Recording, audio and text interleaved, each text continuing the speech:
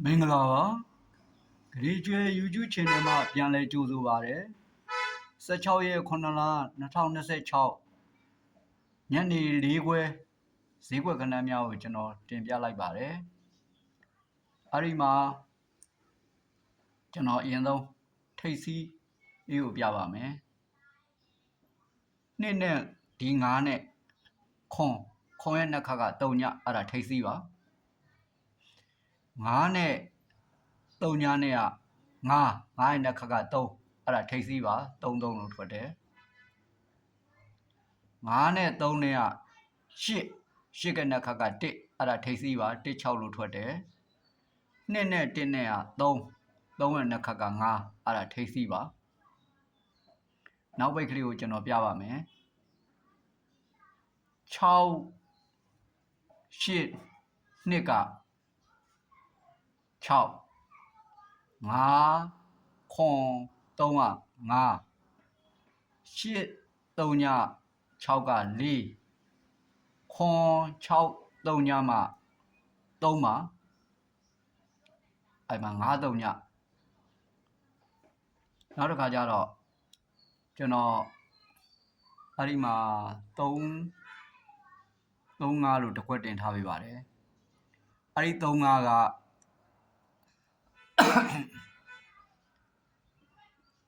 ဒီ1နဲ့ဒီ2နဲ့3ကဒီထိပ်3ပါဒီ8နဲ့ဒီ3နဲ့1ကဒီထိပ်1ပါဒီ9နဲ့ဒီ6နဲ့3ကဒီမှာထိပ်စီးနောက်တစ်ချက်ပြန်ပြပါမယ်ဒီ1နဲ့ဒီ2နဲ့က3အဲ့လို3လို့ဖြစ်တဲ့အချိန်မှာ8 4 1က3အဲ့ဒီ3ကဒီနောက်ပိတ်ပါ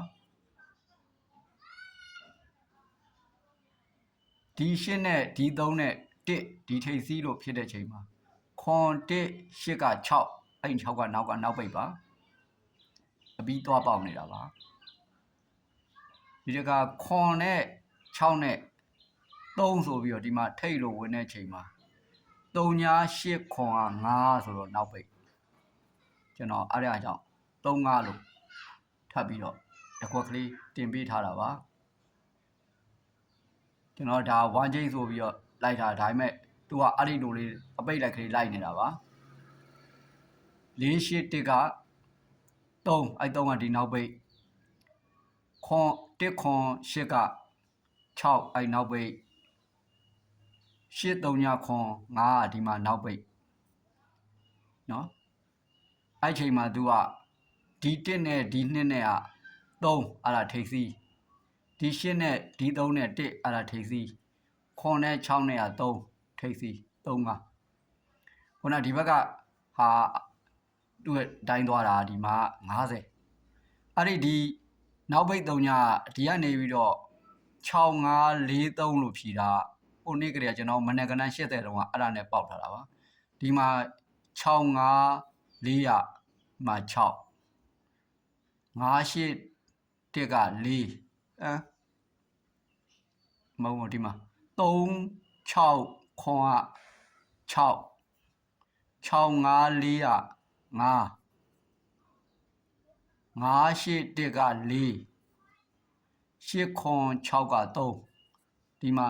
ဆက်ပြီးတော့သူကမလိုက်တော့ဘူးအဲ့6 5 4 3ကိုဒီကနေပြီးတော့